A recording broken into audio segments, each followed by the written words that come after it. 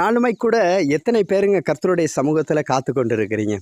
எத்தனை பேர் கண்ணீரோடு ஜெபித்து கொண்டு இருக்கிறீங்க? நீங்கள் ஜெபத்தில் உறுதியாக இருப்பீங்களா இருந்தால் கர்த்தனது நாளில் உங்களை நடத்த ஒரு வல்லமை உள்ளவராக இருக்கிறாருங்க. ஹல்லேலூயா. எனக்கு அன்பான சகோதரனே சகோதரியே, இன்னைக்கு கர்த்தருடைய சமூகத்தில் நின்று கொண்டு இருக்கிற அநேகர் கண்ணீரோடு ஜெபித்து கொண்டு இருக்கிறாங்க. எனக்கு இன்னும் இந்த காரியம் நடக்கலையே, நான் ஜெபித்த ஜெபத்துக்கு இன்னும் பதில் கிடைக்கலையே அப்படின்னு சொல்லி அநேகர் இன்னைக்கு கண்ணீரோடு ஜெபித்து கொண்டு இருக்கிறீங்க.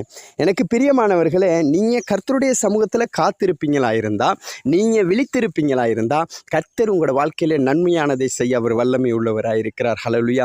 ஏனென்று சொன்னால் கர்த்தருடைய வார்த்தை சொல்லுகிறது, பரலோகத்தில் இருக்கிற உங்கள் பிதா தங்களிடத்தில் வேண்டிக் கொள்ளுகிறவர்களுக்கு நன்மையானவைகளை அளிப்பது அதிக நிச்சயமே என்று வேதம் சொல்லுகிறது. பிரியமானவர்களை, கர்த்தரிட சமூகத்தில் நீங்கள் காத்திருந்து விழித்திருந்து ஜெபிக்கிற ஒரு நபராக இருப்பீங்களா இருந்தால், கர்த்தர் உங்களோட வாழ்க்கையில் நன்மையான காரியங்களை செய்ய அவர் வல்லமை உள்ளவராக இருக்கிறார். எனக்கு அன்பான சகோதரனே சகோதரி, ஒரு சாட்சியோடு கூட நான் உங்களோட பேச விரும்புகிறேன். எங்களுக்கு ஒரு சொந்த பூமி வேண்டும், எங்களுக்கு ஒரு சொந்த காணி வேண்டும், எங்களுக்கு சொந்த வீடு வேண்டும் என்று சொல்லி நானும் என் மனைவியும் அநேக நாட்கள் வருட கணக்கில் கர்த்தருடைய சமூகத்தில் விழித்திருந்து காத்திருந்து ஜெபித்து கொண்டிருந்தோம். ஆனாலும் கூட இந்த வருடம் ஆரம்பித்த நாள் முதல் கர்த்தர் எங்களுக்கு நல்லதொரு வீட்டை கட்டி முடிக்கத்தக்கதாய் கர்த்தர் எங்களுக்கு கிருபை பாராட்டி இருக்கிறாருங்க. ஹல்லேலூயா.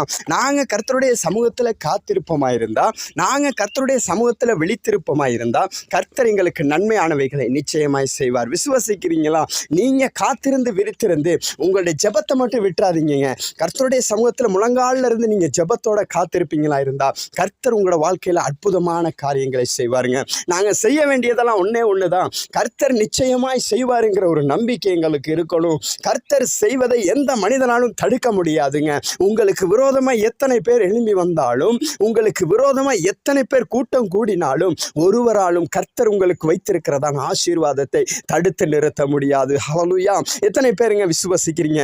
ஆகையினாலே அன்பான சகோதரனே சகோதரியே, நீ கர்த்தருடைய சமூகத்தில் அமர்ந்து காத்திருந்து விழித்திருந்து நீ ஜெபிப்பையா இருந்தா, ஒரு நாள் ஆசீர்வாதம் வரும். அந்த ஆசீர்வாதம் யாருமே தடுக்க முடியாததா இருக்கும், யாராலையும் எதிர்பார்க்க முடியாததா இருக்கும். ஒரு வேளை இதற்கான வழிகள் எதுவுமே இன்னும் ஒரு அடையாளம் கூட தெரியலையே அப்படின்னு சொல்லி நீங்க கண்ணீரோட இருக்கிறீங்க.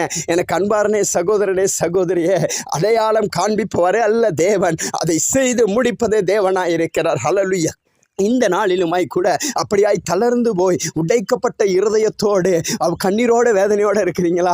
ஜெபத்தோடு இருங்க, கண்ணீரோட கர்த்தருடைய பாதத்தில் அமர்ந்துருங்க. நிச்சயமாய் கர்த்தர் அற்புதத்தை செய்வார். அது உங்களுக்கு மாத்திரமல்ல, உங்களை சுற்றியுள்ள எல்லா கண்களும் காணும்படியான பெரிதான காரியமாயிருக்கும். விசுவசிச்சா ஆமென் சொல்லுங்க. ஆமென். God bless you.